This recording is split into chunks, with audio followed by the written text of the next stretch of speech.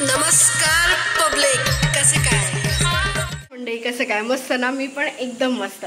So तुम्हाला सांगितल्याप्रमाणे आपण घरात मसाला बनवतो आणि माझ्या मते प्रत्येक मराठी घरात किंवा ऑलमोस्ट आपल्या भारतीयांच्या घरात समर वेकेशन म्हणजे उन्हाळा आला की मसाले, पापड, लोणची, कुरडया हे सगळंच बनतं.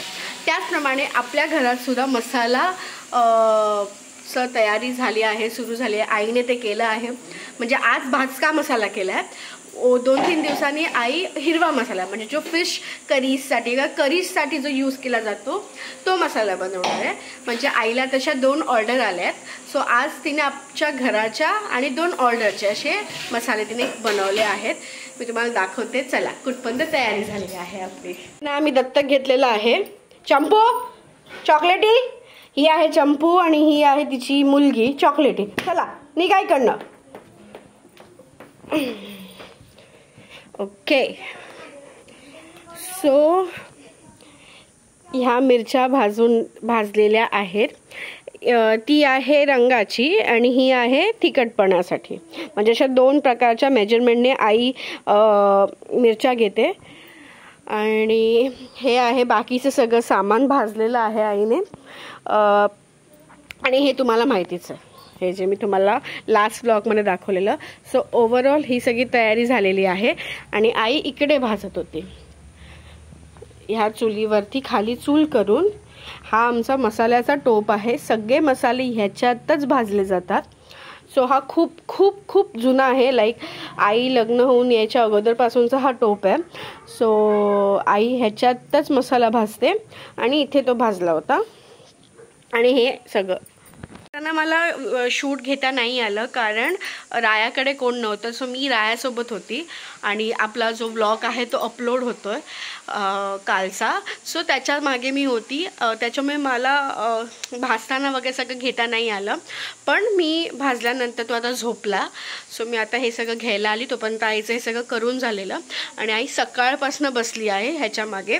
हे दिसायला खूप थोडं दिसतं पण त्याच्या मागे खूप कष्ट असतात.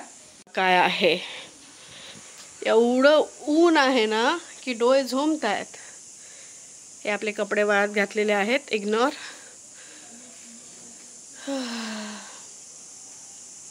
हे आहे टिपिकल कोकणातल्या माणसाच्या घरात बनणारं उन्हाळ्यात इन्स्टंट लोणचं. हे आज आपल्याकडेही बनलेलं आहे. त्याला दळून आलेला आहे. हा टोटल 7-7.5-8 किलोपर्यंत मसाला झालेला आहे. तुम्ही बघू शकता रंग काय अप्रतिम आहे. हे बघा, खूप सुरेख रंग येतो. आणि मी तुम्हाला सिरियसली नाही सांगू शकत की आता घरात जो स्मेल, खमंग वास, सुगंध ज्याला म्हणतात तो आहे त्याच्यामुळे, ह्या मसाल्यामुळे. सो कोणाला ऑर्डर करायचं असेल तर लवकरात लवकर सांगा. मिरच्या जोपर्यंत सीझनमध्ये आहे तोपर्यंत. मसाल्याचं काम झालेलं नाही आहे. आई हे काय करते तू? मिक्स करते. ओके. हे दळून झाल्यानंतर सुद्धा असं सगळं मिक्स करावं लागतं. तुम्ही बघा रंग किती छान आला आहे. मी तुम्हाला सिरियसली नाही सांगू शकत की अख्ख्या किचनमध्ये काय सुगंध होतो आहे मसाल्याचा. खूप खमंग सुवास येतो आहे. आणि हा बघा, आपला एवढा सारा मसाला झालेला आहे. हा सगळा हँडपिक्ड आहे आणि सगळं हाताने, काही त्याच्यात मशीन्स किंवा असं वापर नाही. फक्त आपण जे वाटतो त्याला तर ऑफकोर्स मशीन लागते, पण बाकी सगळं हाताने हँडपिक्ड आहे. सो हे गाईस, मसाल्याला भयंकर मेहनत लागते, भयंकर. ते साफ करा, मेजरमेंट करा, ते भाजा, पुन्हा सुकवा आणि दळल्यानंतर सुद्धा ते व्यवस्थित मिक्स करा आणि त्याला टाईट कंटेनरमध्ये पॅक करा. सो ओव्हरऑल ही सगळी मेहनत ह्या मसाल्याला लागते. हळदीच्या गुठळ्या राहतात ना. ओके. करून ते हळदीच्या गुठळ्या मोडाव्या लागतात. अच्छा, ह्याच्यात हळद पण जाते. सो त्याच्यात हळदीची गाठी राहू शकतात. तर ते असं करून मोडावं लागतं.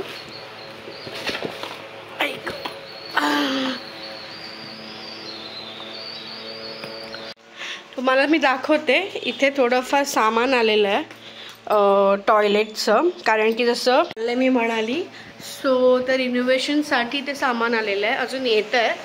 सो ही सध्या घरात खूप लगबग सुरू आहे. जेवायला बसले. रात्रीचे 9 वाजायला 15-20 मिनिट आहेत. सो जेवायला आज काय आहे ते मी तुम्हाला दाखवते. ॲक्च्युली आज स्पेशल काही खायची इच्छा नाही होत आहे किंवा अजून ब्लॉग करायची इच्छा होत नाही आहे. का? कारण तुम्हाला सगळ्यांना माहिती आहे पहलगामला जे काय झालं आहे आणि खूप डिस्टर्बिंग आहे. त्याच्यामुळे मला काही फार असं खायची इच्छा नव्हती. सो जे आहे त्याच्यात मी केलं आहे, मी दाखवते काय आहे. आणि ह्याला म्हणतात रावण भात. हा जो राहिलेला भात असतो त्याचं करतात. ही माझ्या आईची रेसिपी आहे, मला खूप आवडते आणि खूप साधी सिंपल आहे. मी नक्की यूट्यूबमध्ये एकदा दाखवेन. आणि आय मेक शुअर की माझ्या रोजच्या जेवणात काहीतरी प्रोटीन असलं पाहिजे. सो आज मी सोयाबीन नुसते असे फ्राय करून घेतलेले. सो आज माझं हेच जेवण आहे. आज जास्त काही व्लॉग ह्याच्यासाठी बनवत नाही आहे, कारण ॲक्च्युली जी पहलगामची न्यूज ऐकल्यापासून थोडं माइंड डिस्टर्ब आहे. जेन्युइनली एक विचित्र फिलिंग येते. त्याच्यामुळे मला फार इच्छा झालीच नाही नंतर व्लॉग शूट करायची. सो म्हणजे एक लाईक मनामध्ये भीती किंवा असं की आय गेस ही आमची शेवटची जनरेशन आहे, ती थोडीफार तरी शांततेत गेली. आमची जी आता मुलं आहेत मला नाही माहिती आम्ही त्यांना काय एन्व्हायरमेंटमध्ये लहानाचं मोठं करणार आहोत, काय फ्युचर आम्ही त्यांना देणार आहोत. Because of this all the things हे खूप जे काय होतं आहे खूप खूप खूप चुकीचं आहे. आणि प्रत्येक टायमाला जेव्हा मी रायाकडे बघते किंवा ओव्हरऑल, तेव्हा मनात हाच विचार सगळ्यात पहिले येतो की काय म्हणून आम्ही त्याला फ्युचर देणार आहोत अशा एन्व्हायरमेंटमध्ये. कारण हे असे हमले थांबणार नाही आहेत, लोकांचे जीव असेच जाणार आहेत. काय थिंकिंगने त्यांना लहानाचं मोठं करायचं आहे, काय नक्की शिकवायचं आहे, हेच खूप ठरवणं डिफिकल्ट आहे. असो आजचा व्लॉग मी इथेच थांबवते. आय होप तुम्हाला आजचा व्लॉग आवडला असेल तर नक्की लाईक करा, शेअर करा, सबस्क्राईब करा, कमेंट करा. कोणाला मसाला हवा असेल तर तेही मला नक्की सांगा. आणि हे घालती मी नंबर आणि मेन्शन करतेच आहे. सो कोणाला हवे असले तर नक्की सांगा. बाकी पुन्हा भेटू नवीन व्लॉगमध्ये. तोपर्यंत चला बाय.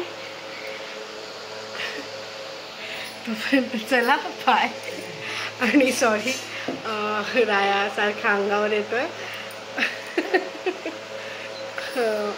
ठीक आहे, फिर मिलते. टाटा.